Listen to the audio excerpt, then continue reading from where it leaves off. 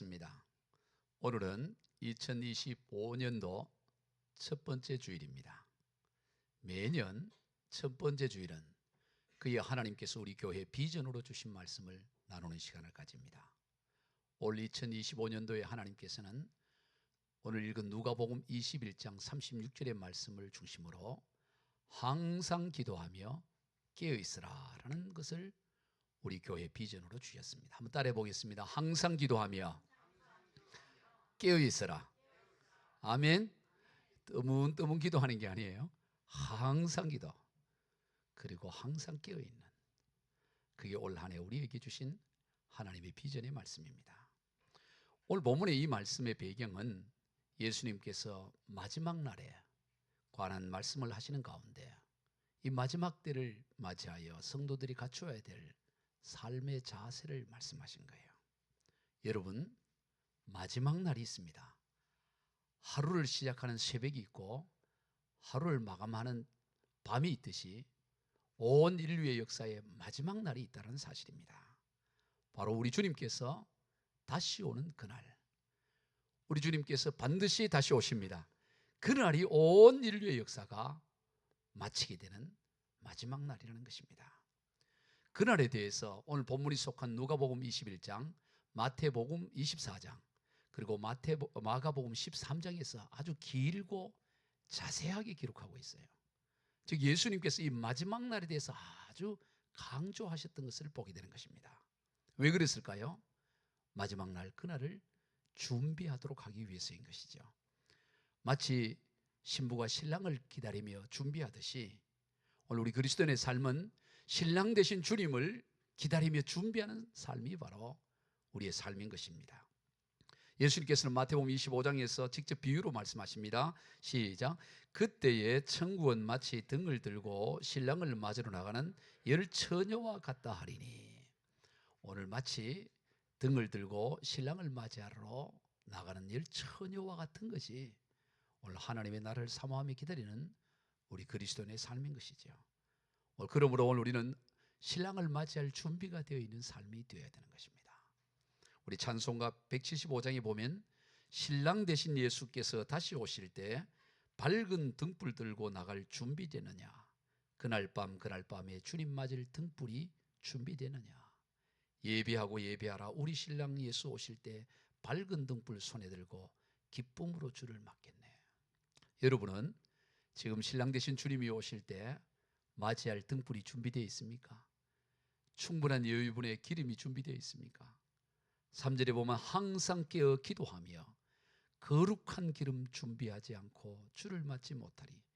그날 밤에 주님 맞을 등불이 준비되느냐, 예비하고 예비하라, 우리 신랑 예수 오실 때 밝은 등불 손에 들고 기쁨으로 주를 맞겠네. 밝은 등불 준비하고 있다가 주님 오신다는 소리 들리면 할렐루야 아멘 어서 오시옵소서 이렇게 맞이할 준비가 되어 있는 인생이 되시기를 축복합니다. 그것이 올 한 해 우리가 갖춰야 될 삶의 자세예요. 왜냐? 때가 더 가까워졌기 때문에. 오늘 본문 29절로 31절입니다. 이에 비유로 이르시되 무화과 나무와 모든 나무를 보라. 싹이 나면 너희가 보고 여름이 가까운 줄을 자연히 아나니 이와 같이 너희가 이런 일이 일어나는 것을 보거든 하나님의 나라가 가까이 온 줄을 알라. 무화과 나무나 모든 나무들의 자연적인 성장을 보면 싹이 나고 꽃이 피고 줄기가 돋고 이러면 이제 여름이 오구나, 누구라도 다 깨달을 수 있는 것처럼 이러저러한 징조들이 나타나면 이제 주님이 곧 오시겠구나 깨닫고 맞이할 준비를 하라라는 것입니다. 그러면 어떤 징조들이 있는 것을 주님이 말씀하셨을까요? 오늘 본문이 속한 누가복음 21장에만 기록된 예수님께서 이 마지막 날에 임할 징조에 관해서 거짓 그리스도가 등장할 것이다, 내가 그리스도다 하면서 이 가짜 그리스도들이 많이 등장할 것이다. 그리고 난리가 일어날 것이고 소요가 일어나고 큰 지진과 기근이 일어날 거다. 그리고 전염병이 일어날 거다. 이 코로나19 같은 이런 큰 전염병이 일어날 거다. 그리고 큰 박해와 천재의 변화가 이런 여러 현상들이 징조로 나타날 것이라고 주님이 쭉 말씀을 해주셔요. 이런 현상들은 지난 2000년 동안 꾸준히 일어났어요. 그러나 이런 현상들이 최종적인 징조는 아니라고 주님 말합니다. 그런 것들이 일어나겠지만 그게 다 끝이라는 것은 아니고 최종적인 징조, 마지막 징조는 마태복음 24장 14절에서 이렇게 말합니다. 시작. 이 천국 복음이 모든 민족에 증언되기 위하여 온 세상에 전파되리니 그제야 끝이 오리라. 정확하게 말씀을 하셨어요. 이 예수 복음, 이 천국 복음이 끝까지 온 민족에 증언되면 그게 끝이야. 이전에 소요, 난리, 지진, 전염병, 전쟁 온갖 일들이 일어나지만 그것은 전조현상이고 마지막 징조는 이 복음이 모든 민족 온 세상에 전파되면 그게 끝났다는 확실한 징조다. 주님이 그렇게 말씀하시고, 여러분 지금 이 시대가 그래요. 지난번에 성지순례 가운데 보니까 로마 시대에 주님이 오셔서 그 로마의 모든 길은 로마로 통한다고 해서 85,300km는 어마어마한 길, 지성까지 하면 약 40만 킬로가 되는 지구를 열바퀴 돌 그 모든 도로를 따고 복음이 1세기부터 흘러들어왔는데, 지금은 그 로마의 도로와는 비교할 수 없는 그보다 1000배 만배 큰 어마어마한 도로가 놓여졌어요. 그게 뭡니까? 인터넷이라는 도로예요. 이 가상 도로는 이거는 우리의 상상을 초월하게 그렇게 길이 열려져서 지금 구석구석으로 복음이 증거되고 있어요. 여러분 이 AI 기술의 발달이라는 게 인간의 상상력을 뛰어넘어 버렸어요. 여러분 인간이 뭘 만들어내면 다 상상을 하잖아요. 이런 세계가 되고 저렇게 할 그런데 AI의 이 인공지능은 그 전문가들이 인간의 상상력을 초월하는 능력까지 나타난다는 거예요. 인간이 컨트롤할 수 있는 영역을 뛰어넘어 봤다는 겁니다.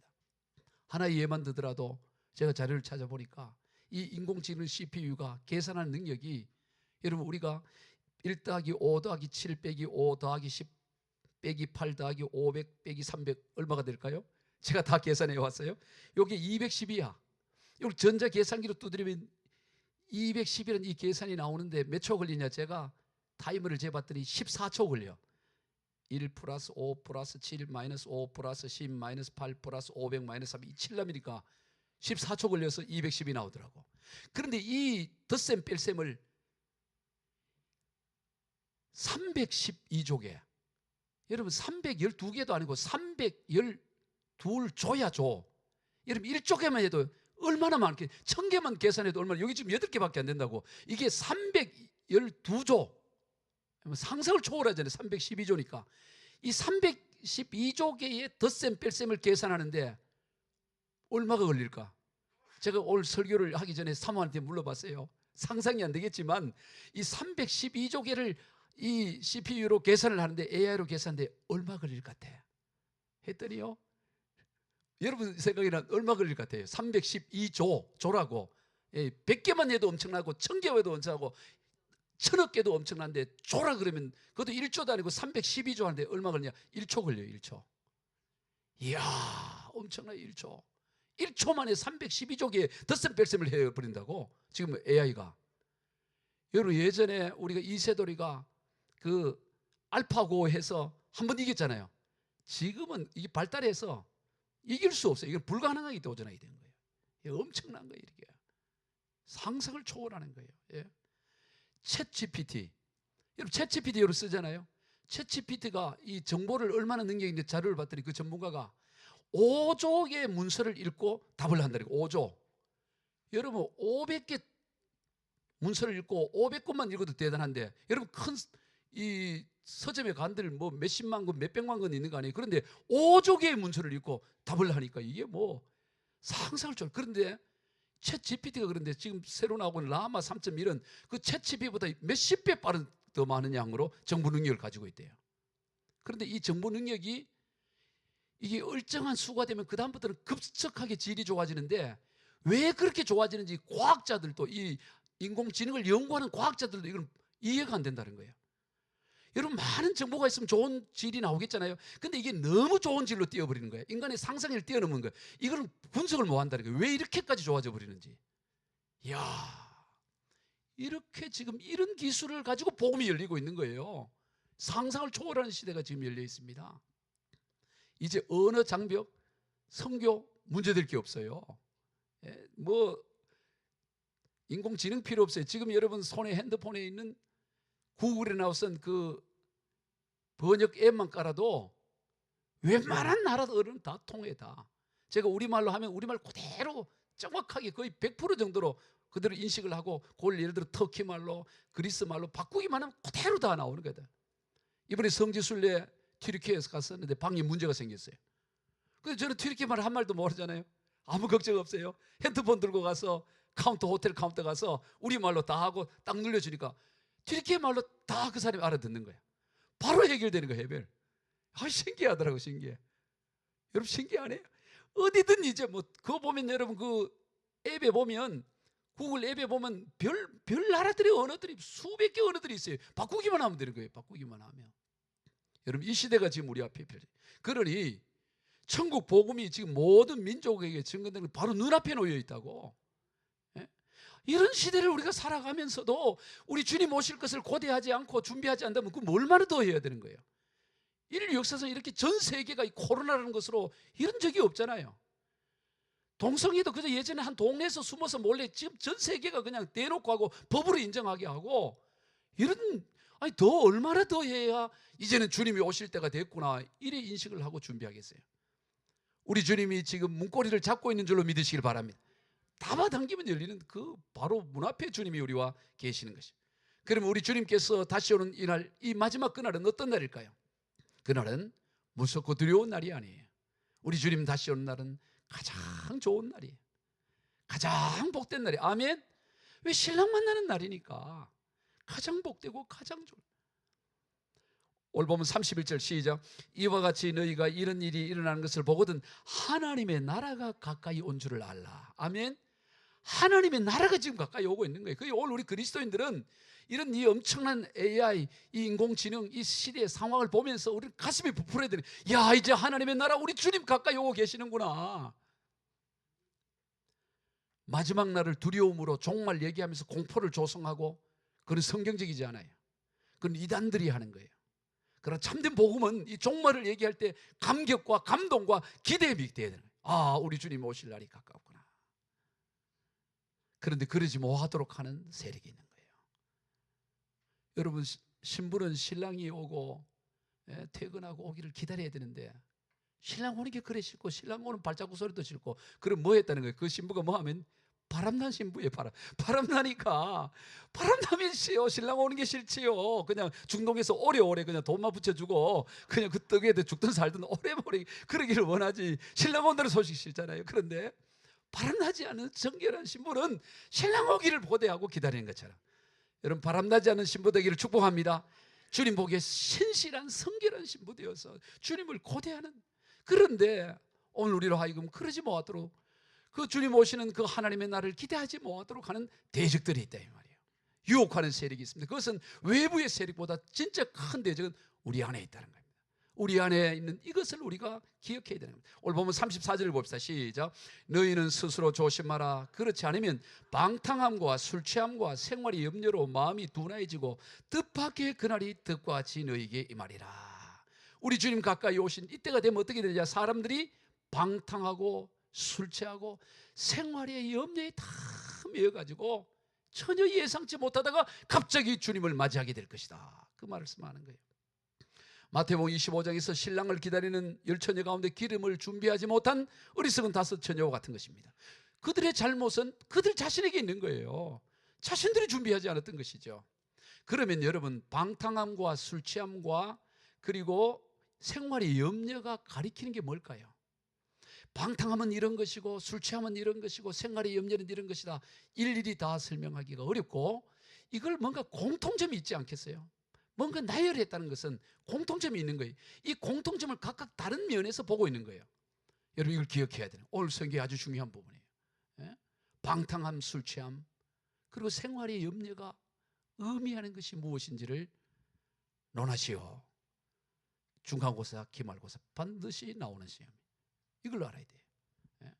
이 마지막 때가 되면 다 방탕함과 술 취함과 생활의 염려에 빠져 있을 텐데 그게 가리키는 게 뭐냐? 여러분 이 세 가지가 가르치는 공통점이 있습니다. 그게 뭐냐면 절제하지 못하는 거예요. 여러분 사람들이요 절제하지 마지막 때면 뭐가 되느냐?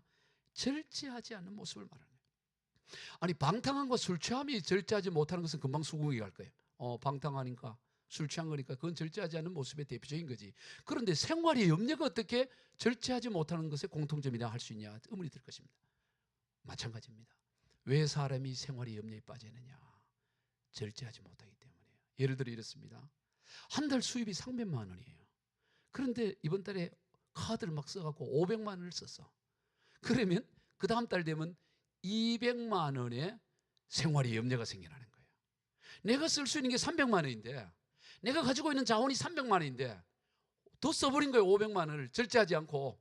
그러면 200만 원, 그 차액만큼의 생활의 염려가 생겨나는 것입니다. 왜 우리 인생이 염려하고 살아갈까요?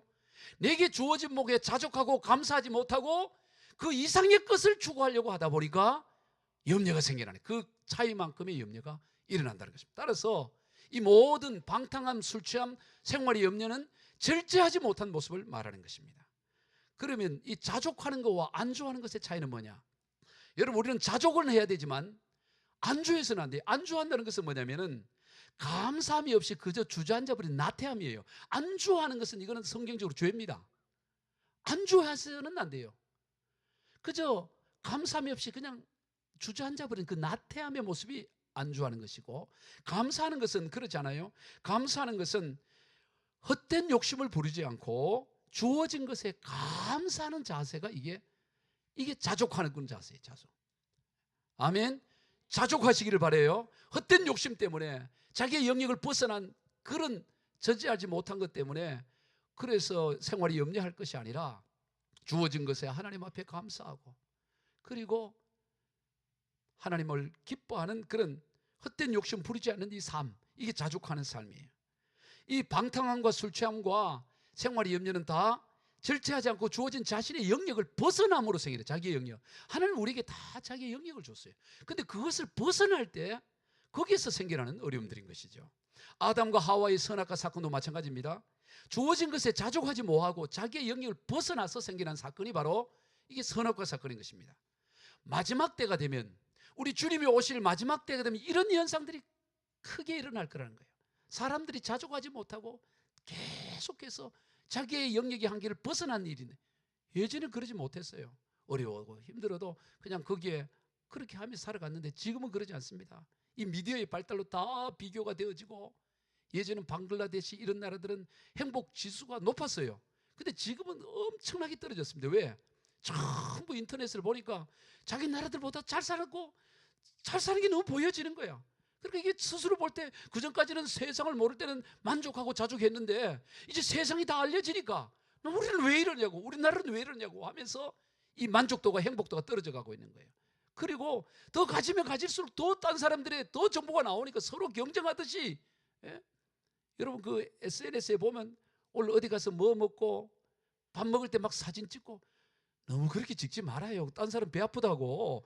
그럼 먹으면 조용하게 혼자 먹지, 사줄 것도 아니면서 왜 찍어갖고 올려. 남들은 못 먹는 사람도 있는데 또 좋은 옷 입고 찍어 올리고 막 찍어 올린다고. 그러면 그거 뭐 한 사람은 배가 아플 거 아니겠어요? 나도 찍어 올리자, 나도 찍어 올리자.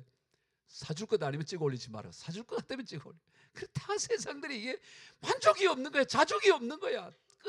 그냥 자기의 영역을 벗어나는 거예요. 거기서 뭐가 오냐? 고통이 오는 거예요. 자, 이 사도 바울은 디모데후서 3장 1절 이하에서 이 마지막 때를 이렇게 말합니다. 시작. 너는 이것을 알라. 말세에 고통하는 때가 이르리니 사람들이 자기를 사랑하며 돈을 사랑하며 자랑하며 교만하며 비방하며 부모를 거역하며 감사하지 아니하며 거룩하지 아니하며 무정하며 원통함을 풀지 아니하며 모함하며 절제하지 못하며 사나우며 선한 것을 좋아하지 아니하며. 자, 이 마지막 때의 현상에 대해서 이 사도 바울이 뭐라 그러냐? 고통하는 때라는 거예요. 이 마지막 때는 고통을 하는데, 여러분 보세요. 고통하는 이유가 2절에 보니까 사람들이 자기를 사랑한 2절을 한번 띄워주세요. 자기를 사랑하는 게 왜 고통이에요? 마지막 때가 되면 고통하는 때가 이른다는 거예요. 그 이유가 뭐냐? 자기 사랑이라는 거예요. 돈을 좋아하지 않는 사람이 돈을 사랑하잖아요. 다 돈 좋아하잖아요. 자기를 사랑하지 않는 사람이 어디 있어요? 돈 살았어요. 다 돈도 좋고 다 그런 거 아니겠어요? 자랑도 하잖아요. 그런데 왜 고통이 되죠? 절제하지 않는 거예요. 자기를 사랑하는데 지나치게 자기를 사랑하는 거예요. 돈을 사랑해야지, 돈을 좋아해야지. 그런데 지나치게 돈을 좋아하는 거예요. 절제하지 못하고 자기 영역을 벗어나는 영역까지 좋아하는 거예요. 자랑하는데 지나치게 자기를 자랑하는 거예요. 이 모든 게 다 지나치는 거예요. 자기 영역을 벗어난 절제하지 못하. 그래서 절제하지 못하며라. 절제하지 못하며 3절에서 절제하지 못하며라. 이 모든 공통점은 뭐냐? 절제하지 못함으로 생기는 결과예요. 그러니까 뭐가 일어나냐? 고통이 일어나기, 고통이. 여러분, 절제는 마치 구슬을 매듭을 짓는 것 같아요. 여러분, 성령의 9가지 마지막 열매가 뭡니까? 절제잖아요. 절제가 되지 않으면 아무리 좋은 것도 사랑과 희락과 화평 얼마나 좋아요. 그러나 절제가 되지 않으면 가치가 없어요. 사랑하는 거 좋지요. 기뻐하는 거 좋지요. 오래 참는 거 좋지요. 다 좋아요. 그러나 절제가 안 되면 그거는 가치가 없어지는 거예요. 아무리 좋은 것도 절제, 매듭이 맺어지지 않으면 무가치가 해져버리는 거예요. 여러분 보세요. 아무리 진주, 천연 진주 구슬이라고 하더라도, 아무리 좋은 옷구슬이라 하더라도 꿰 매야지. 꿰 매서 매듭을 지어야 이게 목걸이가 되는 거지. 이 매듭이 없으면 다 빠져갖고 굴러다니게 되면 어떻게 될 거예요? 나중에는 아무리 천년 진주 그 구슬이어도 쓰레기 되는 거예요. 쓰레기. 가치가 없어져 버린다고. 다 연결돼서 매듭이 돼져야 이게 가치가 있다고요. 뭐든지 이게 절제되어질 때 가치가 있는 것이죠. 그런데 이게 어렵다 이 말이에요. 이 마지막 때가 되면 사람이 그냥 브레이크가 고장난 것처럼 그렇게 질주해 버린다는 거예요. 이게 어려운 거예요. 그래서 이 마지막 때에 우리가 뭐를 해야 되느냐? 이것을 할 수 있는 힘, 능력이 어디에 있느냐? 기도하는 데 있다라고 말해요. 그래서 항상 기도하며 깨어 있으라. 그 길을, 이 마지막 시대에 일어날 이 현상을 감당하고 이겨나갈 수 있는 길이 뭐냐? 항상 기도하며 깨어 있다. 이것이 길이라는 것을 말씀하는 것입니다. 여러분, 신앙생활을 몇 년만 해도, 아니 몇 달만 해도 어떻게 살아야 할지 금방 압니다. 몰라서 못하는 게 아니에요. 신앙생활 내가 어떻게 하는지 잘 몰라가지고 못한다, 그런 게 있습니까? 다 알고 있지만 그럴 힘이 없는 거예요. 방탕함과 술 취함과 생활의 염려에서 벗어나야 된다는 거 모를 사람이 누가 있어요? 다 알지요. 그러나 그럴 힘이 없는 것입니다. 그래서 뭐 해야 되느냐? 그래서 기도해야 되는 거예요. 기도할 때 그럴 수 있는 힘과 능력이 있는 거예요. 그래서 이 마지막 때가 되면, 주님이 오실 때가 되면 더욱더 항상 기도하며 깨어있지 않으면 이 워낙 이 절제하지 못한 이 방탕함, 이것이 힘이 워낙 강해서 감당하지 못하니까 더욱더 이 마지막 때가 되면 항상 기도하며 깨어있으라. 오늘 36절 봅시다. 시작. 그러므로 너희는 장차 올 이 모든 일을 능히 피하고 인자 앞에 서도록 항상 기도하며 깨어있으라 하시니라. 이러므로 결론이에요. 이 마지막 때가 되면 이러이러한 현상이 일어날 거야. 그렇기 때문에 너희는 항상 기도하고 깨어있어야 된다. 주님 말씀. 특별히 올 2025년도에 하나님께서는 우리 새세민교회 비전으로 항상 기도하며 깨어있으라 말씀하고 있습니다. 오늘 우리가 올 한 해 특별히 더욱더 항상 기도하며 깨어있기를 축복합니다. 여러분, 기도는 신앙생활의 중요한 한 부분이 아니에요. 기도는 신앙생활의 전부라고 해도 과언이 아닙니다. 왜냐하면 기도는 하나님과의 만남 그 자체이기 때문이에요. 여러분, 신앙생활은 하나님과의 만남인 거예요. 신앙생활이 뭐냐? 하나님과 만나서 하나님과 함께하는 삶이 신앙생활이죠. 그게 어떻게 이루어집니까? 기도를 통해 이루는 거예요. 늘 말씀을 드리듯이 이 땅의 빈곤은 오직 기도의 빈곤만이 존재합니다. 따라해 봅시다. 이 땅의 빈곤은 오직 기도의 빈곤만이 존재한다. 기도가 빈곤하니까 인생이 빈곤한 겁니다. 여러분, 기도가 부유한 인생은 아무것도 없는 것 같은데도 부유해요. 그런데 다 갖추어져 있는데도 기도가 없는 인생은 늘 부족해요. 늘 부족해요. 왜냐하면 기도는 하나님과의 만남이기 때문에 하나님의 부유함이 넘치는 거예요. 하나님 한 분만으로도 충분한 거예요. 기도가 부유하면.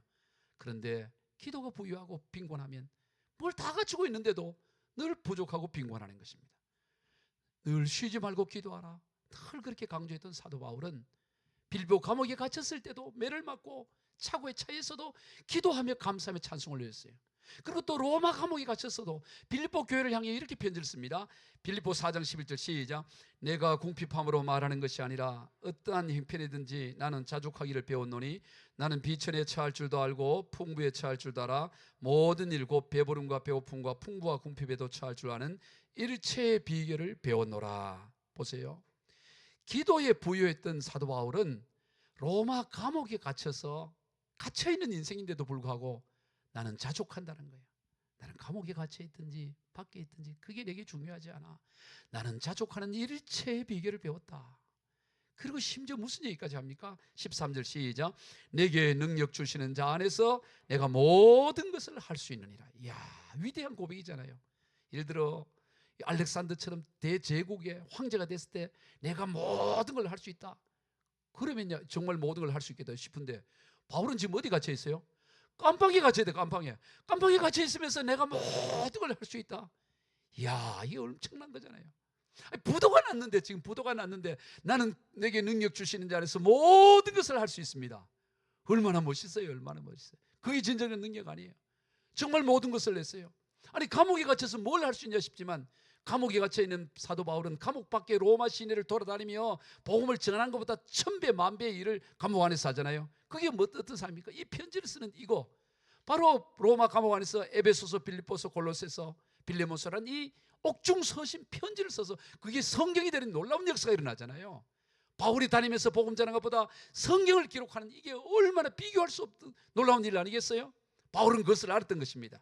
내가 감옥 안에 갇혀있고 밖에, 이게 중요한 게 아니야. 내 인생의 주인은 하나님이시기 때문에 내가 주님 안에 있으면 뭐든지 하나님 뜻 안에서 다 감당할 수가 있어.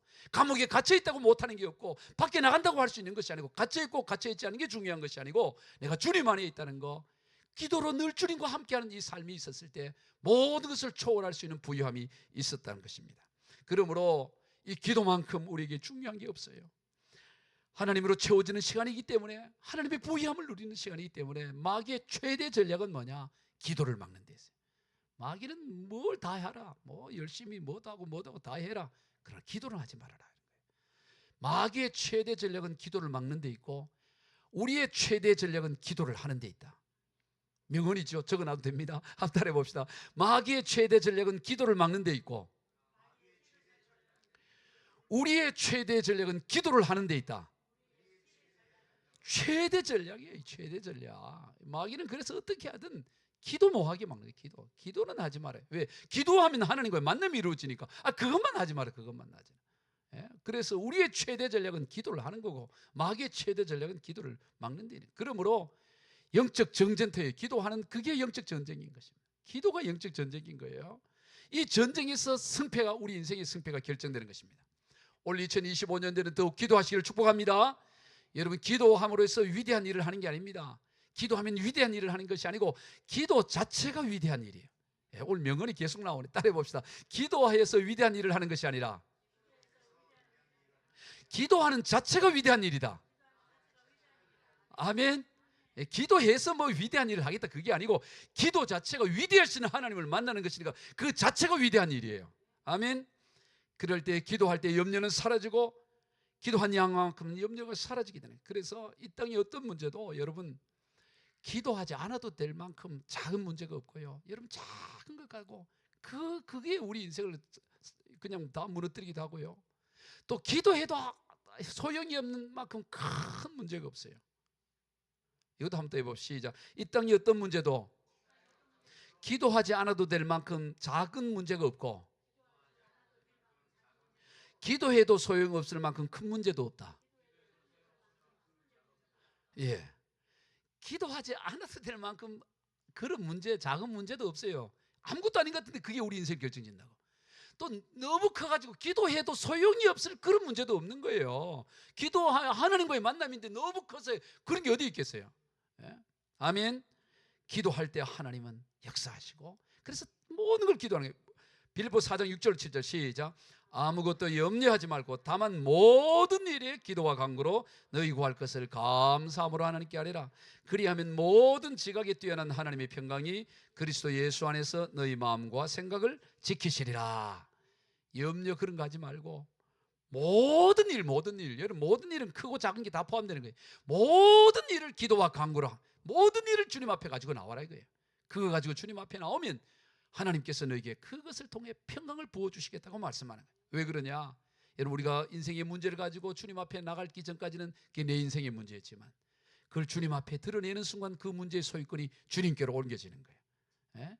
내가 갖고 있으면 내 문제인데 옮겨주면 그건 주님의 문제가 되는 것입니다. 여러분, 우리가 기도할 때 문제의 소유권이 옮겨지는 거예요.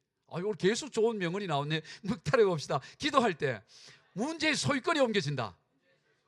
이야, 이거는 설교 준비할 때는 생각하지 못했는데, 이게 여러분, 기도할 때 문제의 소유권이 내게서 주님께로 소유권이 옮겨지는, 그건 주님이 알아서 하는 거지요. 주님이. 올 한 해 기도하시길 축복합니다. 기도의 승불거리, 기도가 영적 전쟁이고, 이 조심스럽지만 저와 관련되고 저희 가정과 관련되기 때문에 이걸 설교에 넣어야 될까 말까 고민하다가 그래도 하나님의 이름이 드러나고 영광이 될 것 같아서 말씀을 나누고자 합니다. 지난 금요일에 우리 튀르키예 시리아 난민 선교를 위해서 이화평 군이 선교 여행을 가게 됐죠. 그런데 목요일 새벽 2시까지는 선교를 떠날 수 있는 상황이 전혀 안 됐어요. 목요일 새벽 2시까지는. 왜냐하면 선교 준비금으로 10만 원만 내놔서 200 몇만 원, 몇십만 원 있어야 되는데 누나한테 그것도 빌려갖고 10만 원 내놨다고. 아, 빌린 게 아니었어요? 아, 그건 정보가 잘못되고. 자기 돈이었나요? 아, 빌린 게 준 거예요? 또 그걸 뭐 왜 빌린 거나 준 거나 나는 또 그래서 그 줘서 10만 원을 이렇게 해놨기 때문에 이거는 이제 갈 수 있는 상황이 아니잖아요. 그래서 전혀 가능성이 있기 때문에 주일날 파송식을 안 했다고. 왜 안 했냐? 가능성이 10만 원 넣어놓고 파송식 한다는 게 안 되고 또 무엇보다도 이게 교인들이 이게 부담을 주면 안 된다. 제가 그래서 너 재정이 채워질 때까지 네가 여러 방법을 하되 우리 교우들이 자꾸 이렇게 부담 가지면 안 돼. 그러니까 재정이 채워지면 내가 파송식을 해주지만 재정이 안 채워지고 파송식은 할 수 없어. 그 10만 원밖에 없으니까 이건 아예 파송식을 안 하고 있었던 거죠. 그런데도 이 앞행군은 포기를 하지 않더라고. 내가 같으면 벌써 포기할 것 같은데 하나님 보내주실 거라고 하면서 계속 기도를 하는 거예요. 그래서 금요일 날 출발을 해야 되는데 준비가 안 돼 있으니까 자기는 만약 금요일 날 못 가면 같이 못 가면 토요일 지나 주일 지나 월요일 날 늦게라도 가겠다는 거예요. 그리고 그 3일 동안에 뭐 어떤 변화가 있을지 하여튼 끝까지 자기는 늦게라도 가서 함께 하겠다는 거예요. 그래서 이제 수요일 저녁 때 또 기도하러 온 거예요. 해서 이제 기도하고 그리고 새벽 기도 이제 새벽 2시까지 기도하다가 집에 들어온 거예요. 목요일 날 새벽에 들어온 거죠.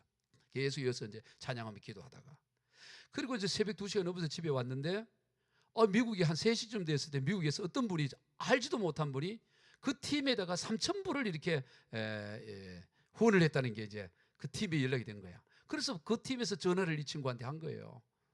거기 그 현지에서 아직도 자고 있지 않냐? 그러니까 내가 자지 않고 있대. 그래갖고 다 갈 수 있게 됐다 이렇게 된 거예요. 저는 모르고 있어요. 자고 있었다니까. 새벽에 일어나서 눈을 뜨니까 카톡에 갈 수 있다고 우리 가족방에 올렸더라고. 그리고 새벽에서 이 감격 가지고 이게 새벽 기도를 하러 제가 사모님과 나오려고 했는데 이 거실에서 이게 이제 있는 거예요. 그래서 이제 너 어떻게 이런 일이 있었냐 했더니 간증을 하더라고. 이래서 하나님이 이렇게 해서 가게 됐다. 하나님이 하게 됐다고 얘기를 하는 거예요. 그래, 제가 이제 간증을 들어보니까 은혜가 되는 거라. 참 하나님이 하셨구나. 은혜가 되는구나. 그래가지고 그러면 너 그걸 글로 한번 적어봐. 그동안에 하나님이 너에게 역사했던 걸 한번 글로 적어봐. 그래서 적게 했어요. 적은 거를 제가 오늘 로덴 나무에다가 실었어.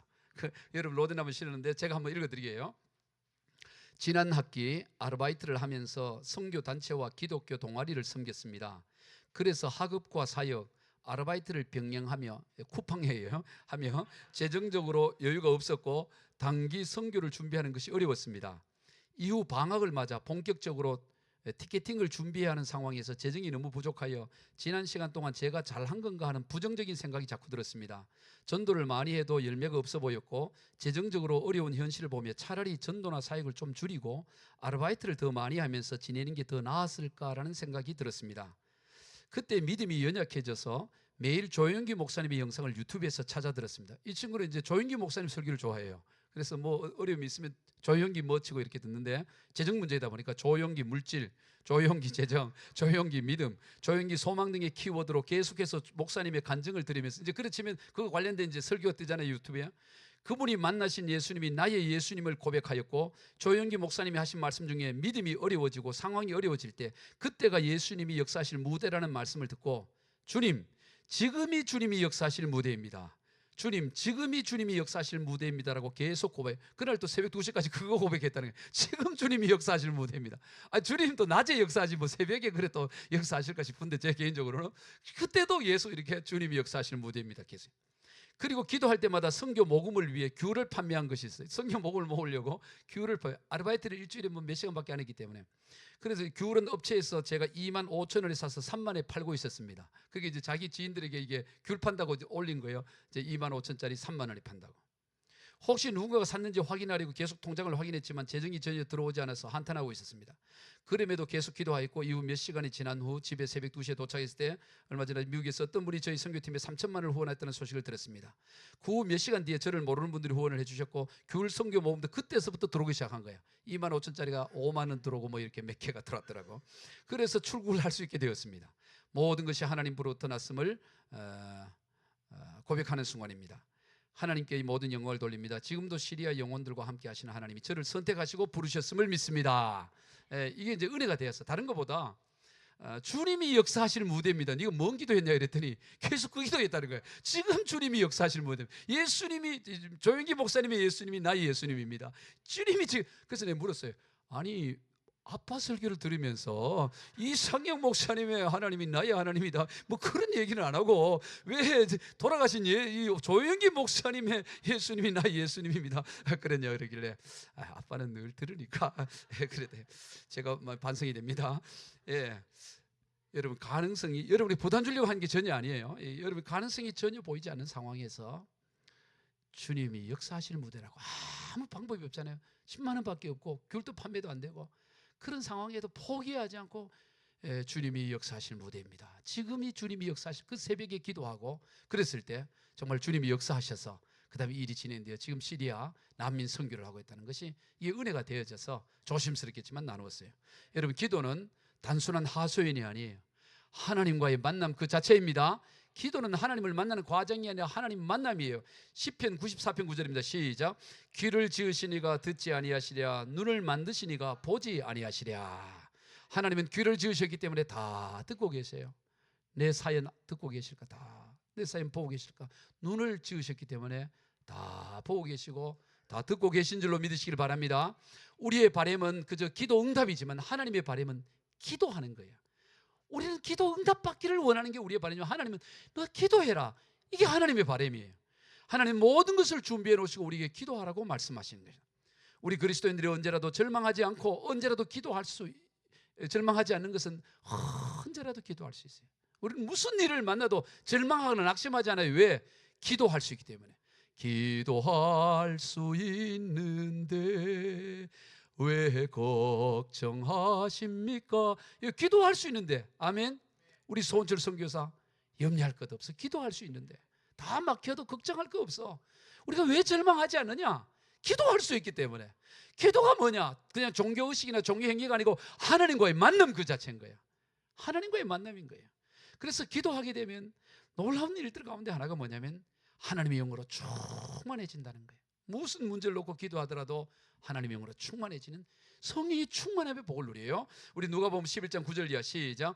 내가 또 너희에게 노니 구하라 그러면 너희에게 주실 것이요 찾으라 그러면 찾아낼 것이요 문을 두드리라 그러면 너희에게 열릴 것이니 구하는 이마다 받을 것이요 찾는 이는 찾아낼 것이요 두드리는 이에게는 열릴 것이니라. 너희 중에 아버지 된 자가 누가 아들이 생선을 달라 하는데 생선 대신에 뱀을 주며 알을 달라 하는데 전갈을 주겠느냐? 너희가 악할지라도 좋은 것을 자식에게 줄 줄 알거든 하물며 너희 하늘 아버지께서 구하는 자에게 성령을 주시지 아니겠느냐 하시니라. 여러분 뭐를 구하더라도 성령. 하나님 이번에 대학의 문을 열어주세요. 구해도 성령을 주시는 거예요. 하나님 재정적으로 어려워요. 성령을 보내주시는 거예요. 하나님은 언제나 뭐든 성령을 주소서라만 기도한다고 해서 성령이 임하는 게 아니에요. 하나님의 영으로 충만만 구한다고 해서 하나님의 영이 충만하는 게 아니고 우리가 무엇을 놓고 기도하든 간에 무슨 문제를 놓고 하나님 앞에 기도하든 간에 하나님은 우리에게 성령을 주시지 않겠느냐. 성령이 우리에게 부어지게 되는 거예요. 뭘 놓고 기도하더라도 하나님의 영 성령을 우리에게 부어주면 어떤 일이 나느냐. 성령으로 충만해지게 되면 내 인생의 문제가 작게 보여지는 거예요. 늘 말씀을 드리지만 인생의 모든 문제는 없애서 해결하는 것이 아니라 작게 보이게 해요. 작게 보여지면 아무것도 아닌 거예요. 왜 힘들어합니까? 크게 보이기 때문인 거예요. 하나님의 영으로 충만하면 하나님을 만나고 하나님의 영으로 충만하면 작게 보이는 거예요. 날이 새면 목이 잘려서 순교하고 죽게 되는데도 사도행전 12장에서 그게 작은 거야. 그래서 베드로는 깊은 천사가 와서 옆구리를 쳐야 깨어질 만큼 깊은 단잠을 잘 수 있는 거예요. 하나님의 영으로 충만하면 모든 문제가 작아 보여지는 거예요. 그게 기도 응답인 것입니다. 할렐루야. 그래서 우리가 기도할 때 하나님의 영으로 충만해지고 하나님의 영으로 충만해지면 작게 보여지고 작게 보여지면 어떤 일이 나냐? 요동함이 없게 되는 거예요. 기도하는 사람은 요동함이 없어요. 하나님과 충만하게 하는 사람은 어떤 일이 나고 어떤 누가 뭘 하고 뭘 해도 요동함이 없어요. 그게 작게 보여지기 때문에. 오늘 본문의 말씀은 예수님께서 십자가의 죽음을 며칠 앞두고 하신 말, 즉 흔히 우리로 말하면 고난주간에 하신 말이에요. 고난주간에. 여러분 이제 며칠 지나면, 이제 2, 3일 지나면 십자가에 죽은 것이 확정적인 거예요. 주님은 다 알고 있는 거예요. 그럼 우리 같으면 어디 조용한 데 가서 마무리를 하거나 뭐 이렇게 뭔가 시간을 이렇게 보낼 것 같잖아요. 그런데 그러지 않아요. 예수님은 이 고난주간 일상적인 일을 합니다. 자, 오늘 보면 37절 38절 봅시다. 시작. 예수께서 낮에는 성전에서 가르치시고 밤에는 나가 갈람머리라는 산에서 쉬시니 모든 백성이 그 말씀을 들으려고 이른 아침에 성전에 나아가더라. 아침이고 저녁이고 예루살렘에 오시면 늘 하던 일상적인 사역을 하셨다 이 말이에요. 어떻게 그럴 수 있을까요? 하나님의 영으로 기도를 통해 늘 충만하니까 이제 십자가의 죽음이 며칠 남지 않아도, 몇 시간 남지 않아도 요동함이 없는 거예요. 여러분 오늘 우리가 기도로 하나님의 영으로 충만해지게 되면 요동함이 없는 인생이 돼요. 몇 시간 뒤에 죽음이 앞에 놓여 있어도 요동함이 없어요. 늘 하던 일상적인 일을 하는 거예요. 할렐루야. 기도의 결과인 것입니다. 예수님의 공생의 사역은 이른 아침의 기도로, 그리고 늦은 밤의 기도로, 시작도 기도요 마무리도 기도하셨던 것입니다. 여러분 어떤 것도 기도를 대체할 수 있는 게 없어요. 여러분 아무리 하나님의 나라와 하나님의 의를 위한다 하더라도 그 일을 하느라고 기도를 하지 않게 되면 뭐가 일어나냐? 시험이 들게 돼. 시험. 누가복음 22장 16절을 봅시다. 시작. 이르시되 어찌하여 자느냐? 시험에 들지 않게 기도 않고 일어나 기도하라. 여러분 예수님께서 누가복음 22장에서 제자들과 함께 감람산에 올라가서 겟세마네 동에서 기도하잖아요. 근데 제자들이 졸아 자꾸. 예수님 가서 깨워요. 또 졸아, 또 깨워, 또 졸아. 왜 예수님이 자꾸 깨울까요? 이 예수님께서는 제자들이 몸은 지금 마음은 원하지만 몸이 지금 못 따라가는 걸 알고 있어요. 마음은 원해도 육신이 약하다. 주님 진이 말하잖아요. 그럼 그냥 자기 놔두지. 그걸 또 자꾸 깨워요. 왜? 기도하지 않으면 시험에 들기 때문에. 기도하지 않으면 몸이 피곤하다고 해서 기도하지 않으면 시험에 들은 것이기 때문에 깨우고 또 깨우는 거예요. 그러면 이 제자들이 왜 몸이 피곤했어요? 낮에 무슨 등산을 가다가 피곤한 겁니까? 뭐 수영하다가 피곤한 겁니까? 어디 놀이를 하다가 축구하다가 피곤해요? 그게 아니라고. 낮에 예수님과 함께 동행하며 사역하느라고 피곤한 거예요. 그리고 밤이라 밤 새벽녘까지 기도하는. 그러면 누구라도 피곤해 쓰러지잖아요. 누구라도 피곤하니까. 하나님이 이를 위해서 한 거잖아요. 그러더라도 아무리 주님과 함께 동력하니라고 피곤하더라도 기도하지 않으면 시험을 들기 때문에 주님은 기도하라고 다시 깨우고 또 깨운다 이 말이에요. 여러분 천하에 어떤 귀한 일을 하더라도 기도하지 않으면 시험이 들어요. 이번에 성지순례를 갔다 왔는데 성지순례 얼마나 의미 있습니까? 근데 이번에 나중에 이제 후기를 들어보니까 쭉 들어보니까 싸울 만한 일들이 많아 있었더라고. 서로 간에 갈등이 있을 수 있었던 게 있더라고. 왜냐면 어디나 독특한 인간이 있잖아요. 그런데 싸우지 않았던 게 뭐냐? 다 좋았다는 거야. 다. 왜냐? 기도해야 돼. 기도. 계속 기도하는 게 계속. 아침에 기도, 저녁 기도, 그 다음에 어디 성지 의미인데 가서 기도. 17명이 세 바퀴를 돌렸으니까 대표 기도를. 계속 하는 데마다 대표 기도 돌리니까 17명이 세 바퀴를 돌 정도로 기도. 한 분은 4번 했다 그러더라고. 우리 집사람 자기는 4번 했다 그러더라고. 그러니까 계속 기도하고 예배하니까 이 싸울 수가 없는 거예요. 시험이 사라지는. 여러분 성지순례 얼마나 의미가 있을까? 돈 몇백만을 들여서 갔으니까 얼마나 가치 있어요? 그래도 싸운다고. 그 성지순례를 갔어도. 왜? 기도하지 않으면 다투고 싸울 수 있는 밖에 없는 거예요. 우리가 아무리 좋은 일을 하더라도 기도하지 않으면 시험 들어요. 그러나 기도하면 이길 수가 있습니다. 기도하고 찬송하고 예배하면 얼마든지 감당할 수 있는. 그래서 우리는 기도를 대체할 수 있는 게 없어요. 어떤 의로운 일도, 어떤 설교를 아무리 잘 준비하더라도 기도하지 않으면 넘어지는 거예요. 모든 게 다 전도도 그렇고 뭐도 그렇고 기도하지 않으면 어떤 이유도 기도를 대체할 수. 왜냐하면 기도는 하나님과의 만남 그 자체이기 때문인 것입니다. 여러분 올 한 해가 이제 새해가 시작되었습니다. 올해도 이런저런 일들로 많이 바쁠 것입니다. 피곤할 것입니다. 그래도 기도해야 되는 것입니다. 그래도 기도해요. 그럴 때 우리가 승리할 수, 주님 앞에 설 수 있는 인생이 되는 거예요. 항상 기도하며 깨어있는 저와 여러분의 올 한 해와 인생이 되시기를 주의 이름으로 축복합니다. 기도하겠습니다. 하나님 아버지 감사를 드립니다. 올 한 해 항상 기도하며 깨어있으라 말씀하신 이것을 우리의 비전으로 주셨사오니 올 한 해 하나님 항상 기도하며 깨어있는 한 해가 되도록 주여 축복하여 주시옵소서. 감사하며 예수님의 이름으로 기도하옵나이다. 아멘.